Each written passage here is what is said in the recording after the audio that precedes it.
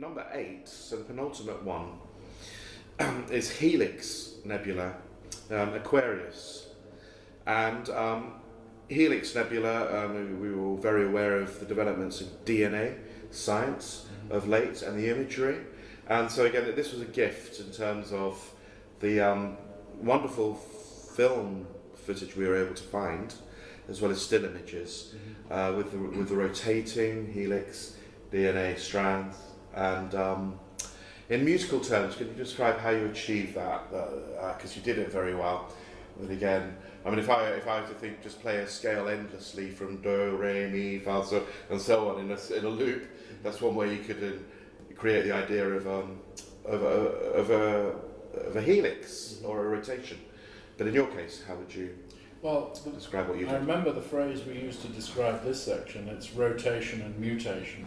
So there's this rotating helix, the double helix of DNA, and mutation, which is what happens when genes combine and there's a mistake and something different happens.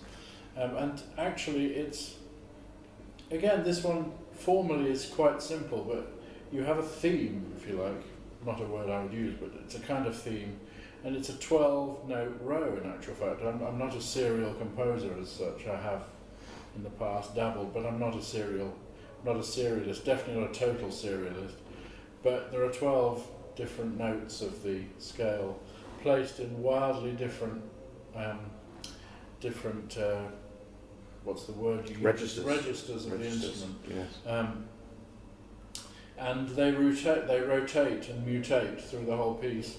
But this piece is quite unusual in that there's one page on which is written all the information you would need to mutate this thing many more times. Different instruments have different things that they can mutate over the different mutations. And then there's a final page, which is the apotheosis at the end. So actually it's a piece without any specific length. You could play just what's written.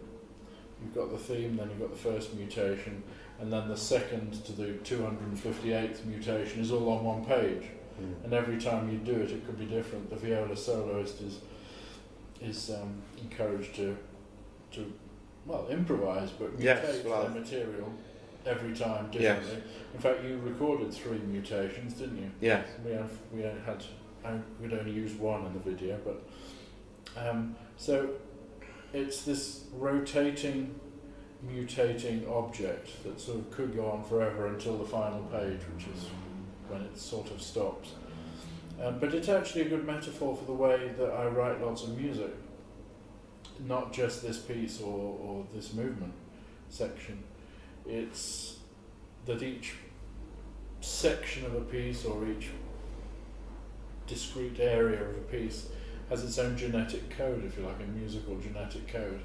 And I introduce this with young musicians, even if I'm teaching about some theory, that the genetic code of a major scale is tone, tone, semitone, tone, tone, tone, semitone, and you can start that on any note and you'd find a major scale.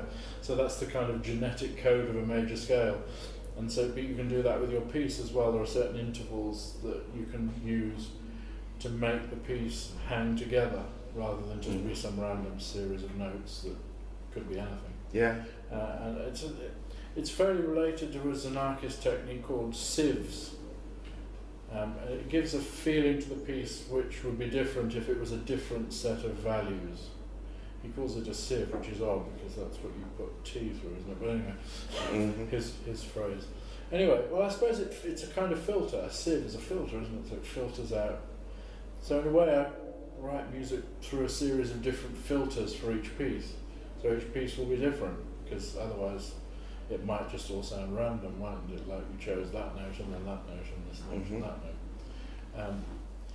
And of course, total serialist. I grew up loving Webern, who wasn't himself a total serialist, but he inspired the Boulesian sort of total serialism. He uses the different registers in a very special way. It's not all the tone rows, there's these 12 boring notes in the same register. He uses them to make beautiful sort of filigree patterns. And right, yes. So that describes Helix, I would say. It's not a tribute to Webern, of course, but he's always there somewhere in the background as a... I mean, if I want to relax, most people would listen to, I don't know, Frank Sinatra, but I like to listen to Webern's string trio or piano variations. Right. I find it relaxing to hear those amazing filigree sounds, like almost on the edge of hearing quite often. From my point of view as a performer, just before I forget, the idea of the mutation and provided the opportunity for improvisation within a very controlled and defined set of parameters, not free improvisation, but as following, as you said, the tone row, which was just used in starting, I think, on A natural. Yes, and then coming back to it as well. And then I think it featured again one of my favourite intervals in music as a listener, as the tritone, either a diminished fifth or a augmented fourth. Well, so maybe not every single interval in this was a tri. Well, by definition, it couldn't be, because you'd only end up with 2 notes in the tone row. Exactly. But 2 or 3 of them certainly, and I enjoyed playing with that, playing in the sense of improvising from one specified note to the next specified note, using various trills or mordants or slides, or again the extended vibrato idea which I discussed earlier, together with pizzicato as well as arco, and yes. So I did actually record 3 mutations which I really enjoyed, and when we watched them through again, actually I really wanted to use all of them, so we chose one of them, and we'll keep the other 2 maybe for another video later, because I'd just gotten to the end of recording, towards the end of recording all 9, this is number 8 we're talking about now, without stopping. So all of the ones that I've talked about so far that we've edited into the videos, in terms of the viola video recording and audio recording, was done as one take. I mean, I stopped in between each piece for a few seconds and turned a page, but I didn't do any editing. This is, as I say, it's for around 45 minutes of unedited viola playing. No, admittedly, it's not going to be absolutely perfect, but I was very pleased that it was pretty close to the score when I was looking back and listening back to it. And I'm just saying that when it got to number 8, I was fully into it, or I already was by number 4, I think, certainly. If not earlier, but by number 8, I really was, and so I'll just say that that mutation passage is something I remember doing, because I really was in full flight. I think I can safely say that.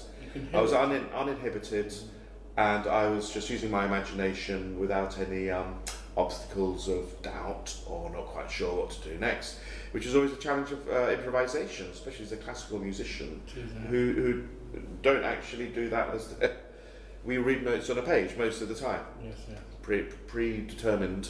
It's very impressive. Notation.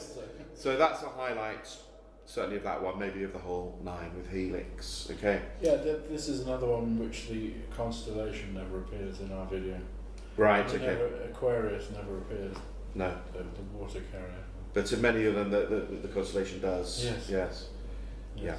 And again, impossible to include all the elements that are suggested by all of the titles. In fact, visually, the best one, I think, of the constellations is the couple on a mountain looking up at Gemini in the sky. Yes, that's number 2. That's number 2, Gemini, isn't it? Yes, that's right. Very arresting image.